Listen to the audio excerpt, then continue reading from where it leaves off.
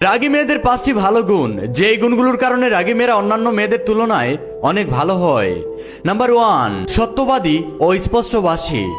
সত্যিকার অর্থে রাগী মেয়েরা কখনো কারোর সাথে মিথ্যা কথা বলে না, মনের মধ্যে যা আসে তা বলে ফেলে। নাম্বার 2, আত্মবিশ্বাসী। রাগী মেয়েরা সবসময় নিজের মতামতকে গুরুত্ব দেয়, অন্যের মতামতের জন্য অপেক্ষা করে বসে থাকে না। নাম্বার 3, রাগী মেয়েরা অনেক দায়িত্বশীল হয় এবং তারা সচেতন হয়।